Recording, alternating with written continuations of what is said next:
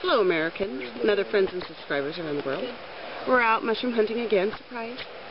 But I wanted to do... Hello, Katie. Hello. Say hello, world. Hello, world. There, Tucker. What are you doing, man? Ha ha! You mushroom hunting. Ha ha! All right. Okay, so I had somebody ask, how do you identify a morel? To know which ones are morels. We just found a false morel, and some people do eat these, but we don't. First, I'm going to show you what a standard morel looks like, and you can see the ridges. I got some lighter ones in this bag if you want to show. And then after you cut it, you can see up inside. Hollow. It's hollow. I'm going to grab my knife and cut it in half. The other one's down, so you can see what the inside. And this one actually looks like a double wall. I don't know if the focus of the camera can show you, but there's a double wall on the stalk. You gonna cut yourself on camera? No, I'm not going to cut myself. I'll cut you. Hey, whoa!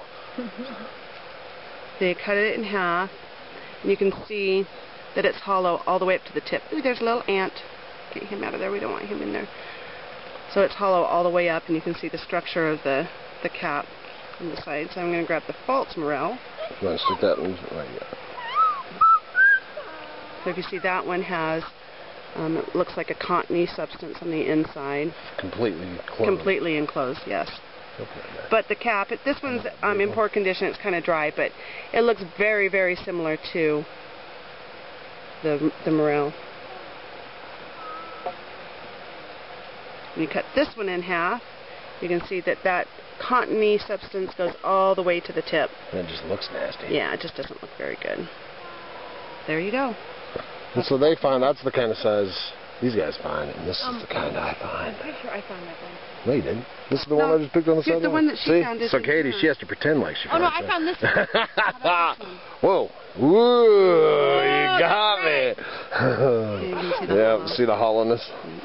Beautiful. Yummy, yummy.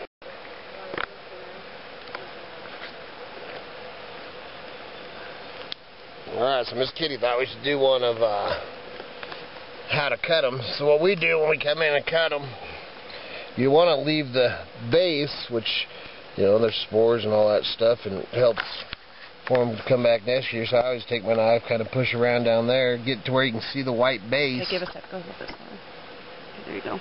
And then just friggin' take your knife. We're at the dirt line. Which it should be an Idaho Hillbilly knife, but it's hard to beat a buck. It's hard to beat a buck. So then what we do out in the field, you know, we'll usually push this kind of back over, and then I take and cut off any dirt and stuff, because I'm going to put some we put in the dehydrator, but we string a lot, so this way when we get home, you know, we blow them out and stuff, and because you don't want to put them in water because they'll turn black. So we like to string them up on a string, so that's how you cut them around. 81 is in our bag? How many, Katie? 81. 81 is in that bag. Right now we're doing the count. We're tallying. You gotta count Cut everybody. I'm gonna jump over the Oh, look at that. It's crazy. Get it out of there. Tim's being attacked. Let's hear it. Now, what the hell? Then we got little Tucker. Miss Kitty. Grandma sitting up here watching. What you doing, boy? Hey, what you doing, man? Laying the dirt? Huh? Hey.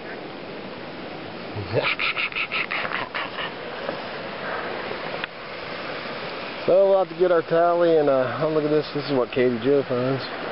What were those on the side of one? No, car found and kept them for me. Still got one more bag to empty out. This is that weird one. Oh, that's crazy. That's cool. Split. It's kind of, yeah, it's bad spots on it. That's kind of cool. Alright, I gotta get my bag. You guys can all say hello, America.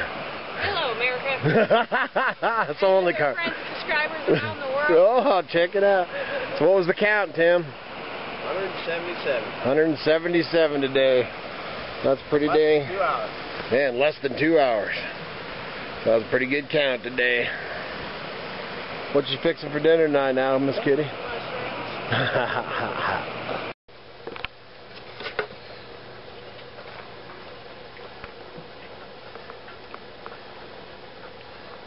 Okay, so we thought we'd tell you or show you one of the ways that we dry our morels.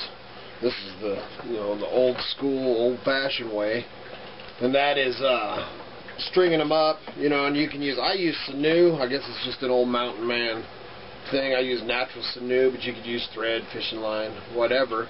And then we hang them up in here. And then the other way that we do it is dehydrate in the dehydrator. Excuse me. And I'm getting ready to build a big solar dehydrator out here.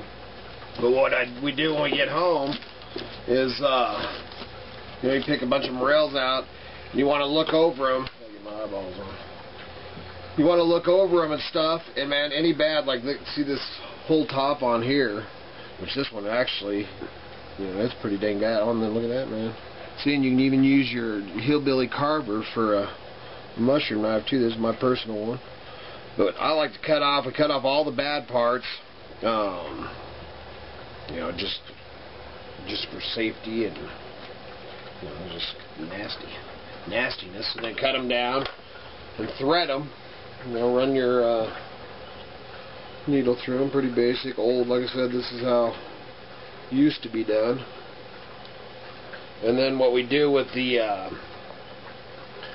all the cutoffs and stuff like this is I have I haven't showed outside here for a while. We'll do a video around here, and then Miss Kitty's going to do a cooking video soon.